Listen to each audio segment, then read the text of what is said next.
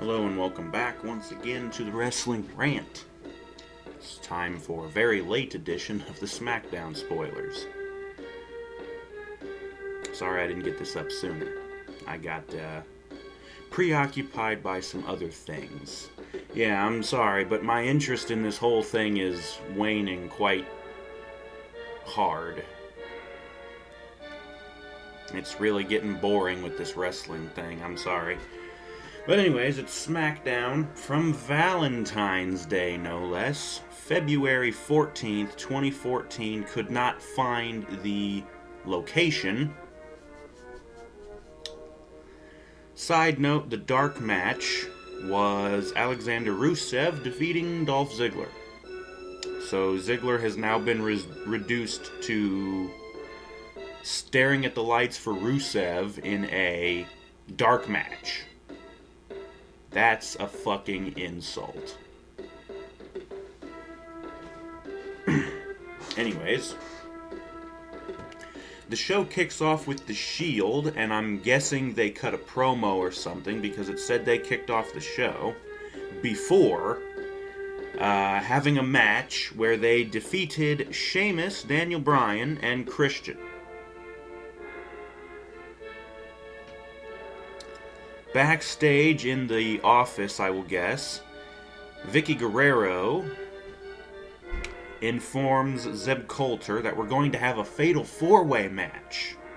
Jack Swagger, Rey Mysterio, Mark Henry, and Kofi Kingston to determine the number one contender for the Intercontinental title, which is up next. So we have the fatal four-way match, and Jack Swagger is able to win. He defeats Rey, Henry, and Kofi and becomes the new number one contender to Big E's Intercontinental title.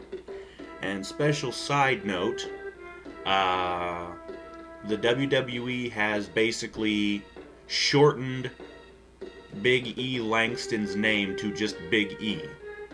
It's no longer Langston. That's gone. And that's not the only person they did that to, but I'll get to that. After the Fatal 4-Way, we got Eva Marie defeating Alicia Fox. I wonder how that went. I honestly wouldn't mind seeing this match just to see how bad Eva is. But anyways,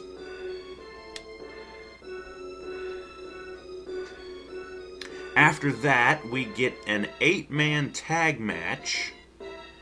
The Rhodes brothers, Cody Rhodes and Goldust, and the Usos defeat the Middle-Aged Outlaws and Rybaxel.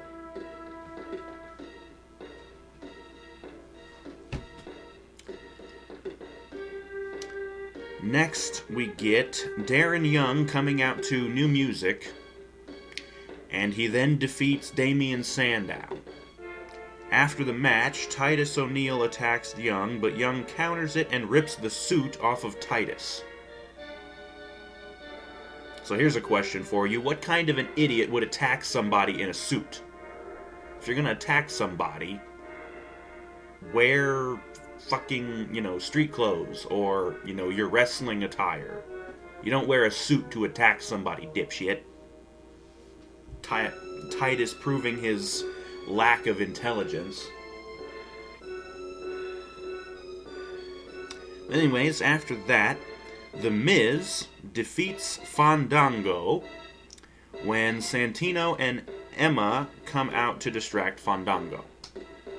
So yeah, Miz finally gets on TV, but only wins because of essentially help from that goofy dancing numbnut and Emma. Or I should have probably said that the other way. That goofy dancing numbnut and Santino. Who cares? And this is where the other name shortening comes up. Cesaro, in the biggest surprise of the night, manages to defeat Randy Orton in the main event. And that's the name shortening. Antonio Cesaro is now just Cesaro. And their reasoning behind this is because Antonio doesn't sound like a tough name. Fucking idiots. You know, first, I hate this for a number of reasons. Number one, people should have full names. You know. Number two, Antonio doesn't sound like a tough name. Okay, human psychology, which apparently the WWE doesn't get. Somebody who was given a quote-unquote weak-sounding name at birth, you know, and I'm sure you can think of a laundry list of weak names. Somebody born with a name like that might try to become tough, you know, working out in the gym, getting ripped, you know, getting tough. They might actively seek out fights to prove that they're tough, just to compensate for that weak name. So again, your logic, WWE, is completely flawed, like so many other things you do. But anyways, yes. So Big E's name has been shortened. Cesaro's name has been shortened. It looked like Rey Mysterio may have gotten hurt during the Fatal 4-Way match. Yes. Yes. Retire. I sound like the fucking Nazguls from Lord of the Rings. What else? The middle-aged Outlaws and Ryback got their asses kicked by the Rhodes and the Usos. Whoop-de-doo. Swagger, who was jobbing as of late, turns it around to become #1 contender to the Intercontinental title. But how much do you want to bet he's just going to job to Big E at the pay-per-view anyways?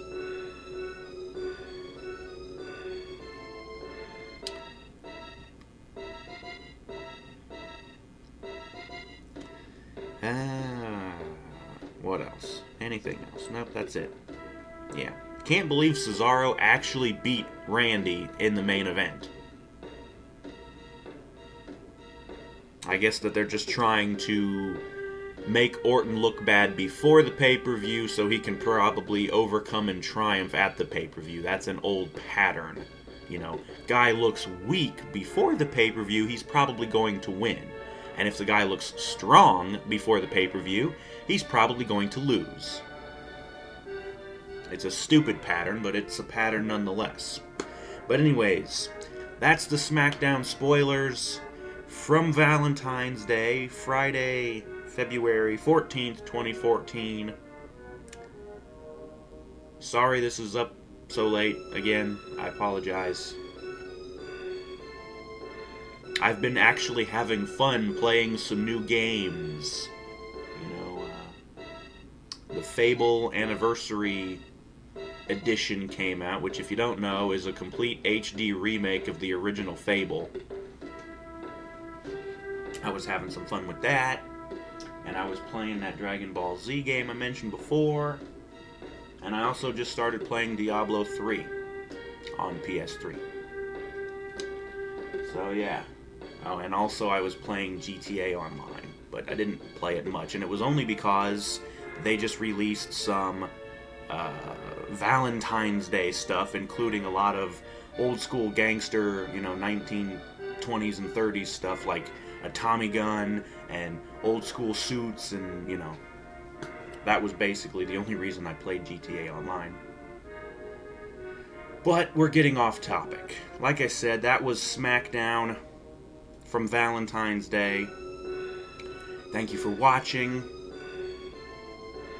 Join us next time, which will probably be Monday for Raw. And we will see you then.